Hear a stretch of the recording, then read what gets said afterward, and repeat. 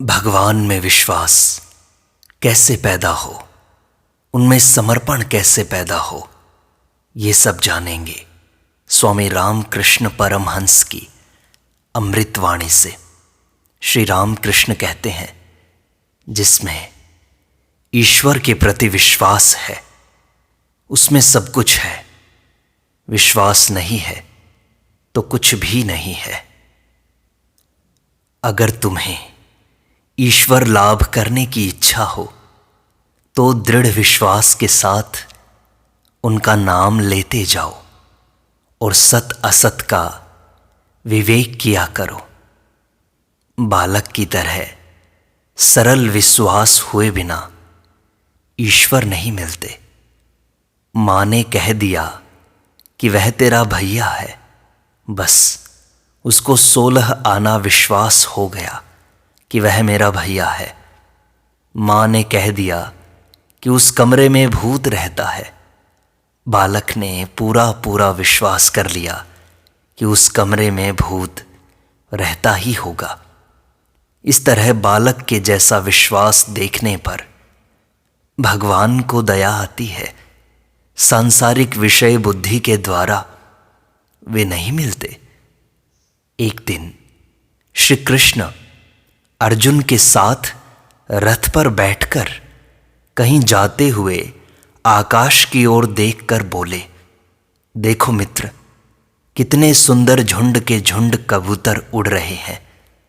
अर्जुन ने तुरंत उस ओर देखकर कहा, सचमुच ही सखा, बहुत ही सुंदर कबूतर हैं। पर दूसरे ही क्षण श्री कृष्ण ने फिर से देखकर कहा, नहीं सखा, ये कबूतर नहीं है। अर्जुन ने भी देखकर कहा, ठीक तो है सखा, ये कबूतर नहीं है। अब इसका अर्थ समझ लो। अर्जुन महान सत्यनिष्ठ था। उसने कृष्ण की खुशामद करने के लिए ऐसा नहीं कहा, परंतु श्री कृष्ण की बातों पर उसका इतना विश्वास था, इतनी श्रद्धा थी कि श्री कृष्ण ने जैसा कहा उसे वास्तव में वैसा ही दिखाई दिया। जैसे शक्कर की चाशनी तैयार करते समय जब तक उसमें मैल हो तब तक उसमें से आवाज के साथ धुआं निकलता जाता है और ऊपर झाग उठता रहता है, परंतु जब झाग आकर सब मैल निकल जाता है तब फिर न तो धुआं निकलता है और न ही आवाज। तब तो शुद्ध स्वच्छ रस ही रह जाता है। तब उससे मिठाई बनाकर देवता को चढ़ाया जा सकता है, लोगों को खिलाया जा सकता है। विश्वासवान मनुष्य का भी ऐसा ही होता है। एक आदमी समुद्र पार करना चाहता था। एक साधु ने उसे एक ताबीज देकर कहा, इसके बल पर तुम समुद्र पार कर जाओगे। उस ताबीज को लेकर वह आदमी पानी पर से चलते हुए आगे बढ़ने लगा। बीचों बीच जाकर उसके मन में कौतूहल हुआ कि भला देखूं तो इस ताबीज के भीतर ऐसी क्या चीज है जिसके बल पर समुद्र पार किया जा सकता है। उसने ताबीज को खोलकर देखा। उसमें एक कागज का टुकड़ा था जिस पर केवल राम लिखा हुआ था। वह उपेक्षा के साथ बोल उठा, बस यही है और कुछ नहीं। जैसे ही यह संशय का भाव आया वैसे ही वह डूब गया। भगवान के नाम पर विश्वास हो तो असंभव भी संभव हो सकता है। विश्वास ही जीवन है और अविश्वास मृत्यु। एक शिष्य को गुरु पर इतना विश्वास था कि वह गुरु गुरु कहते हुए विश्वास के बल पर नदी पार हो गया। यह देखकर गुरु ने सोचा, तो सचमुच ही मुझ में इतनी शक्ति है, मुझे तो अब तक यह पता ही नहीं था। दूसरे दिन गुरु मैं करते हुए नदी पार होने गए, परंतु पानी पर पैर रखते ही वे गिर पड़े और अपने को संभाल न पाकर डूब मरे। विश्वास का परिणाम अद्भुत होता है, परंतु अहंकार से विनाश होता है। स्वयं रामचंद्र जी को समुद्र पार करने के लिए सेतु बांधना पड़ा, परंतु हनुमान जी केवल जय राम कहकर एक ही छलांग में अनायास समुद्र लांघ गए। विश्वास में कितना सामर्थ्य है। ऐसा ही हमारा विश्वास बस भगवान में हो जाए। किसी राजा के हाथ से ब्रह्म हत्या हो गई थी। इस पाप के प्रायश्चित का विधान पूछने के लिए वह एक ऋषि की कुटिया में गया। ऋषि उस समय स्नान के लिए गए हुए थे। उनका पुत्र कुटिया में था। उसने राजा की बात सुनकर कहा, तुम 3 बार राम नाम ले लो। ऋषि ने कुटिया में लौटकर जब यह बात सुनी तो वह क्रोध में बोला, जिस राम नाम का तू एक बार उच्चारण करने से कोटि जन्मों के पाप कट जाते हैं, तूने राजा से वह राम नाम 3 बार लेने को कहा। तू चंडाल बन जा। यही ऋषिपुत्र रामायण का गुहक चंडाल बना। पत्थर हजारों साल तक पानी में पड़ा रहे तो भी उसके भीतर एक बूंद पानी नहीं घुसता, परंतु मिट्टी के ढेले में पानी लगते ही वह घुल जाता है। जिसके हृदय में विश्वास का बल है, वह हजारों बाधा विघ्न की परीक्षा में से गुजरकर भी हताश नहीं होता, परंतु अविश्वासी व्यक्ति छोटी सी ही बात से विचलित हो जाता है। जो जैसा चिंतन करता है वह वैसा ही बन जाता है। भ्रमर का चिंतन करते करते झिंगुर भी भ्रमर ही बन जाता है। इसी प्रकार सदा सच्चिदानंद का चिंतन करते रहने से मनुष्य सच्चिदानंद स्वरूप ही हो जाता है। जिंदगी भर पाप और नरक की बात क्यों करते रहते हो? भगवान का नाम लो। एक बार तो कहो, हे प्रभु, मुझे जो करना चाहिए था वह मैंने नहीं किया, जो नहीं करना चाहिए था वही काम मैंने किया है, मुझे क्षमा कर दो। पूरे विश्वास के साथ उनसे प्रार्थना करो, तुम्हारे सारे पाप नष्ट हो जाएंगे। विश्वास के बल पर रोग दूर करने वाले वैद्य रोगी से कहते हैं, पूर्ण विश्वास के साथ कहो, मुझे कोई रोग नहीं है। इस प्रकार कहते कहते आत्मविश्वास जागृत करके रोगी का रोग अच्छा हो जाता है। तुम यदि स्वयं को पापी दुर्बल समझो तो शीघ्र ही तुम वैसे ही बन जाओगे। यदि तुम विश्वास रखो कि तुम में अनंत शक्ति है तो वास्तव में तुम में शक्ति आएगी। जो सोचता है मैं जीव हूं, वह जीव ही रह जाता है। जो सोचता है मैं शिव हूं, वह शिव ही बन जाता है।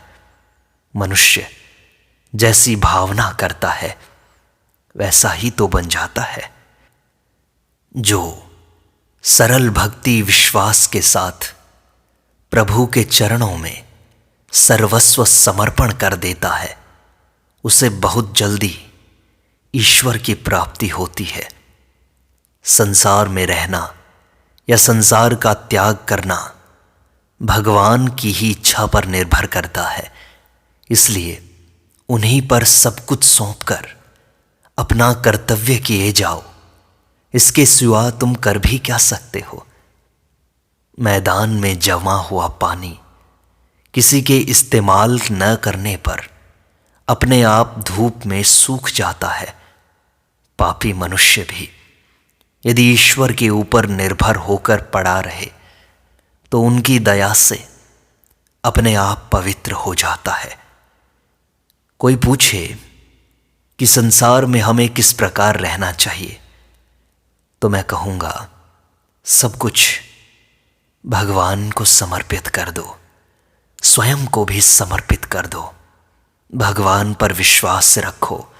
ऐसा करने पर फिर कोई तकलीफ नहीं रह जाएगी। तब तुम देख पाओगे कि सब कुछ उन्हीं की इच्छा से हो रहा है। ईश्वर को सब कुछ सौंप देना, मैंपन बिल्कुल न रखना। ईश्वर की इच्छा पर अपना सब कुछ सौंप देना, इससे बढ़कर सरल और सीधा रास्ता नहीं है। बंदर का बच्चा अपनी मां को कसकर पकड़े हुए उससे लिपटा रहता है, परंतु बिल्ली का बच्चा पड़े पड़े सिर्फ म्याऊं म्याऊं किया करता है। बिल्ली स्वयं ही उसे मुंह से पकड़कर उठा ले जाती है। बंदर का बच्चा अगर हाथ छोड़ दे तो नीचे गिर पड़ेगा, क्योंकि उसने स्वयं अपनी मां को पकड़ रखा है। परंतु बिल्ली के बच्चे को गिरने का भय नहीं है, क्योंकि उसे उसकी मां ने पकड़ रखा है। पुरुषार्थ और ईश्वर में विश्वास रखने पर यही तो अंतर होता है। एक आदमी अपने एक बच्चे को गोद में लिए और दूसरे को अपना हाथ दिए हुए खेत की मेड़ से चला जा रहा था। चलते चलते आसमान में एक चील को उड़ते देखकर दूसरा बच्चा, जो अपने पिता का हाथ पकड़कर चल रहा था, मारे खुशी के पिता का हाथ छोड़कर ताली पीटते हुए, पिताजी देखो कैसी चिड़िया है, यह कहकर चिल्ला उठा। पर हाथ छोड़ते ही वह ठोकर खाकर गिर पड़ा। जो बच्चा पिता की गोद में था वह भी खुश होकर तालियां बजा रहा था, पर वह नहीं गिरा, क्योंकि पिता ने उसे पकड़ रखा था। पहला बच्चा पुरुषार्थ का उदाहरण है और दूसरा ईश्वर के विश्वास का। श्रीमती राधिका को एक बार अपने सतीत्व की परीक्षा देनी पड़ी। उन्हें 1000 छेद वाले घड़े में पानी भरकर लाने को कहा गया। जब वह सहस्रधारा कलश भरकर चलने लगी तो उसमें से एक बूंद भी पानी नहीं गिरा। यह देखकर सभी लोग उनकी प्रशंसा करते हुए कहने लगे कि ऐसी सती कोई दूसरी न होगी। इस पर श्रीमती ने कहा, तुम लोग मेरा जय घोष क्यों करते हो? कहो श्री कृष्ण की जय हो, श्री कृष्ण की जय हो। मैं तो उनकी एक दासी मात्र हूं। ईश्वर निर्भरता कैसी होती है, जैसे कड़ी मेहनत करने के बाद तकिए से टेक कर बैठे हुए आराम से हुक्का पीना, अर्थात किसी तरह की फिक्र नहीं है। जो करना हो ईश्वर ही करेंगे, यह भाव। संसार में आंधी में उड़ने वाली झूठी पत्तल की तरह रहा करो। झूठी पत्तल आंधी के भरोसे निर्भर रहती है।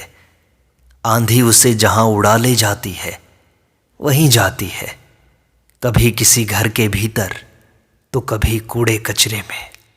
इसी तरह प्रभु ने तुम्हें संसार में रख छोड़ा है, तो अभी संसार में रहो। फिर जब वे तुम्हें अपनी अच्छी जगह पर ले जाएंगे तब उनके भरोसे वहीं रहना, उन पर निर्भर होकर निर्लिप्त रूप से पड़े रहना। घर की बहू, सास ससुर, जेठ जेठानी सबका आदर सम्मान करती है, सबकी सेवा करती है, किसी की उपेक्षा नहीं करती, परंतु अपने पति को वह सबसे अधिक चाहती है। इसी तरह तुम भी अपने इष्ट देवता पर दृढ़ एक निष्ठ भक्ति भाव रखो, पर अन्य देवी देवताओं की उपेक्षा मत करो। सब देवों के प्रति श्रद्धा रखो, कारण सभी देव एक ही परमेश्वर के रूप हैं।